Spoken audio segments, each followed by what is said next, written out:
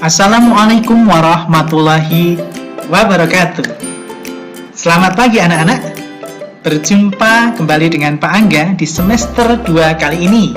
Kali ini kita akan membahas materi tema ke-6 tentang panas dan perpindahannya, subtema 1 tentang suhu dan kalor pembelajaran 1. Materi yang akan kita pelajari pada hari ini yaitu materi tentang sumber energi panas dan teks eksplanasi.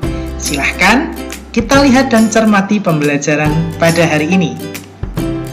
Ya, seperti yang kalian lihat di layar, di situ ada 3 gambar. Gambar pertama, ada orang yang sedang menghirup udara di pegunungan. Tentunya sambil berjemur ya. Gambar kedua, ada seorang ibu yang sedang menjemur pakaian, dan gambar ketiga ada api kompor yang digunakan untuk memasak. Gambar kegiatan manakah yang paling sering kamu lihat dalam kehidupan sehari-hari di sekitarmu? Tentunya ini disesuaikan dengan kehidupan sehari-hari di sekitar kalian. Bisa gambar pertama, kedua, atau ketiga. Kemudian, apakah persamaan semua gambar tersebut? Iya, persamaan dari ketiga gambar tersebut, mereka sama-sama menggunakan sumber energi panas. Pada gambar pertama dan gambar kedua, itu menggunakan sumber energi panas yang berasal dari matahari, sedangkan gambar ketiga menggunakan sumber energi panas yang berasal dari api kompor. Apa sih sumber energi panas itu? Mari kita lihat teks dan berikut ini. Sumber energi panas. Benda yang dapat menghasilkan energi panas disebut sumber energi panas. Sumber energi panas dapat kita jumpai di alam, salah satunya adalah matahari. Matahari merupakan sumber energi panas terbesar. Semua makhluk hidup memerlukan energi panas matahari.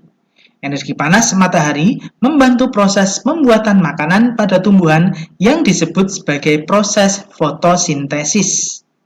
Makanan yang dihasilkan dari hasil fotosintesis menjadi sumber energi bagi makhluk hidup lainnya, termasuk manusia. Energi panas matahari dapat menerangi bumi sehingga udara di bumi menjadi hangat. Dalam kehidupan sehari-hari, energi panas matahari dimanfaatkan dalam berbagai kegiatan manusia. Misalnya, panas matahari digunakan untuk mengeringkan padi setelah dipanen, mengeringkan garam, mengeringkan ikan asin, bahkan untuk mengeringkan pakaian yang basah. Cobalah kamu gosokkan kedua tanganmu selama 1 menit. Apa yang kamu rasakan? Sekarang, ambillah sebuah mistar plastik, kemudian gosok-gosokkanlah pada kain yang kering selama 2 menit. Lalu sentuhkanlah permukaan mistar plastik itu. Apa yang kamu rasakan? Setelah kamu melakukan kedua kegiatan tersebut, apakah kamu merasakan panas? Energi panas dapat dihasilkan ketika terjadi gesekan antara dua benda. Pada kegiatan di atas, gesekan antara kedua telapak tanganmu dan gesekan antara mistar dan kain dapat menimbulkan energi panas. Selain matahari dan gesekan antara dua benda, energi panas juga dapat diperoleh dari api. Pada zaman dahulu, orang mendapatkan api dengan cara menggosokkan 2 buah batu yang kering sampai keluar percikan api. Selain itu, nenek moyang kita dahulu menggunakan kayu kering untuk digosok-gosokkan dengan tanah yang kering sampai keluar api. Ternyata, gesekan 2 benda antara 2 batu kering dan gesekan antara 2 kayu kering dapat menghasilkan energi panas berupa api. Saat ini, api mudah dihasilkan dari korek api dan kompor. Sumbernya berasal dari Aprilia BSE IPA kelas 4 dengan penyesuaian. Nah, anak-anak, teks yang barusan kita baca dan dengarkan merupakan contoh dari teks eksplanasi. Apa sih teks eksplanasi? Mari kita bahas dan pelajari lebih lanjut. Teks eksplanasi merupakan teks yang berisi penjelasan tentang berbagai peristiwa yang terjadi di sekitar kita. Teks eksplanasi disajikan harus sesuai dengan fakta. Teks eksplanasi memiliki struktur, yaitu pernyataan umum, deretan penjelas, dan kesimpulan.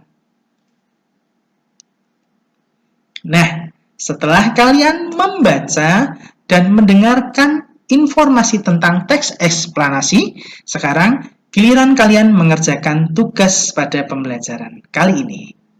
Jawablah pertanyaan-pertanyaan berikut berdasarkan informasi yang terdapat pada bacaan sumber energi panas. Yang pertama, apakah yang dimaksud dengan sumber energi panas? Yang kedua, sebutkan paling sedikit 2 sumber energi panas yang kamu ketahui. Yang ketiga, manfaat apa saja yang didapatkan makhluk hidup dari matahari. Yang keempat, tunjukkanlah cara sederhana untuk membuktikan adanya energi panas di sekitar kita. Yang kelima, bagaimanakah cara nenek moyang kita untuk mendapatkan api? Dan yang keenam, mengapa api sangat penting dalam kehidupan manusia? Selanjutnya, tugas kedua. Silahkan dilihat tabel di layar. Lengkapilah tabel tersebut dengan pengamatan tentang kegiatan-kegiatan yang bisa dilakukan di rumah mengenai sumber energi panas. Kegiatannya contohnya yaitu menanak nasi. Alat yang digunakan yaitu panci dan kompor. Sumber energi panas yang digunakan berarti berasal dari api dari kompor. Sedangkan menanak nasi yang menggunakan alat penanak nasi elektrik, sumber energi panas yang digunakan adalah listrik. Pak Angga sudah sediakan 2 kegiatan di sini. Yang kedua, memasak air. Kira-kira alat yang digunakan apa? Yang berasal dari api dan kompor. Kemudian yang menggunakan listrik apa? Begitupun menyetrika baju. Ya, alatnya digunakan apa? Yang berasal dari listrik. Kemudian yang tidak dari listrik apa? Ya. Kemudian anak-anak, matahari merupakan salah satu sumber energi panas yang paling besar di muka bumi. Energi panas matahari dapat menyebabkan peristiwa perubahan di alam yang mudah kita lihat dan amati. Ya, silahkan kalian cermati ketiga gambar berikut. Ada 3 buah balok es dengan ukuran yang sama yang ditempatkan di dalam ruangan atau tempat yang berbeda. Yang tempat pertama ada di bawah terik matahari, tempat kedua ada di dalam ruangan, di atas meja, dan tempat ketiga ada di dalam ruangan yang dimasukkan ke dalam lemari atau tempat yang terlindung dari sinar matahari. Menurut kalian, bagaimana ukuran es batu pada ketiga wadah tersebut? Iya, ketika es batu tersebut memiliki ukuran yang sama. Manakah es batu yang akan mencair terlebih dahulu? Es batu yang mencair terlebih dahulu adalah es batu yang diletakkan di luar kelas atau di luar rumah, yaitu di bawah sinar matahari.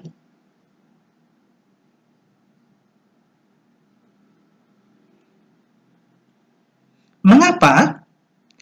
Karena matahari sebagai sumber energi panas dapat menyebabkan perubahan es berubah menjadi air.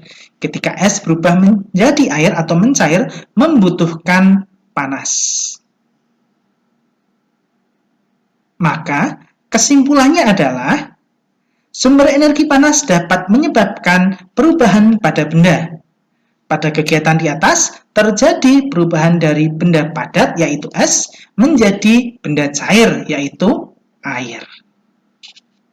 Oke anak-anak, kira-kira itu pembelajaran pada hari ini. Silahkan kerjakan tugas kalian. Jangan lupa kirimkan hasilnya kepada Bapak atau Ibu guru kalian. Selamat belajar, selamat mengerjakan tugas. Pak Angga akhiri, wassalamualaikum warahmatullahi wabarakatuh.